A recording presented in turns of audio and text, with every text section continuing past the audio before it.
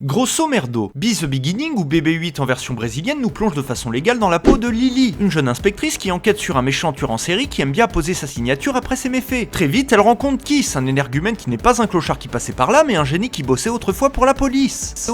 Malgré sa longue absence et son incapacité à se raser, le monsieur décide de se remettre à travailler après une période de RSA bien méritée. Lors d'une mission d'infiltration, des petits margoulins décident de se mêler à zizanie et de s'en prendre à un jeune homme mystérieux qui s'occupe de violons de jour et se transforme en héros de shonen raté la nuit. Il en profite pour vider Gotham City de ses criminels et dessine un B après chaque meurtre. Le petit gaillard du nom de Coco est recherché par ses congénères qui semblent avoir les mêmes genres de pouvoirs que lui. Mais le jeune homme n'étant pas très branché repas de famille, il décide de refuser poliment leur invitation. La police découvre que tout ce remue-ménage est orchestré par une organisation qui s'appelle Market Maker. On aurait pu dire qu'elle agissait dans l'ombre si ses membres n'avaient pas le logo tatoué sur leurs mains et un site internet dédié. Leur objectif est de prendre le contrôle du pays en manipulant certaines personnes grâce à une sorte de liquide doré. Ça pourrait être du pastis, mais nous ne sommes hélas pas à Marseille. Notre Sheldon découvre qu'il y a une taupe dans la police et une couille dans le pâté. Fort heureusement, le traître fut rapidement appréhendé.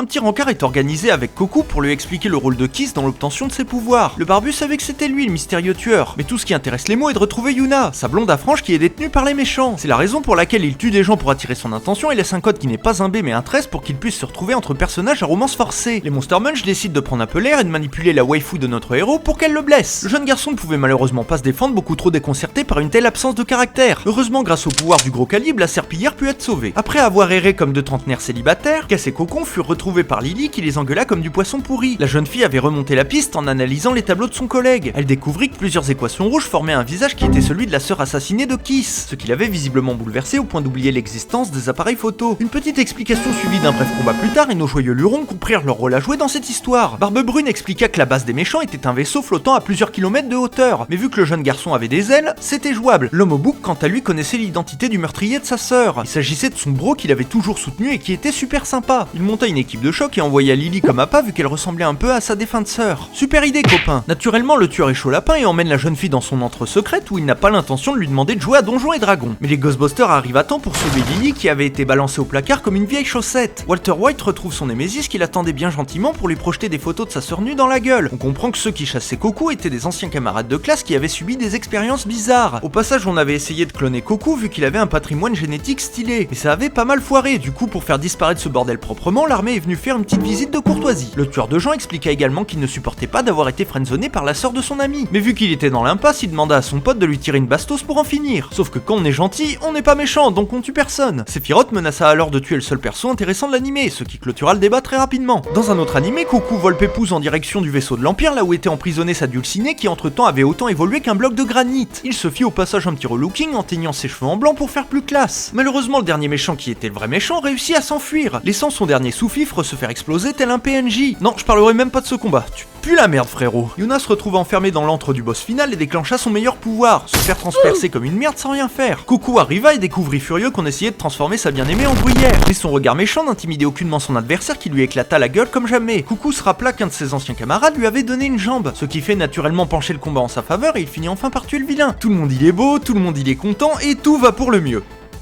Mais dans la suite, on apprend que la sœur de Kiss voulait son chip.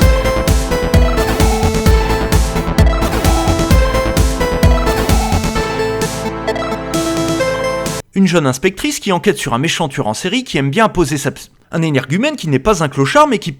Des petits margoulins décident de se mêler à zizanie et de s'en prendre à un jeune homme mystérieux qui s'occupe de violons de jour et se transforme en... Il décide de refuser poliment leur On aurait pu dire qu'elle agissait dans l'ombre si ses membres... On aurait pu dire qu'elle agissait dans l'ombre... On aurait pu dire qu'elle agissait dans... Fort heureusement, le traître fut très vite... Ouah. Ah oui. Fort heureusement, le traître... Mais son regard méchant n'intimidait aucunement son adversaire.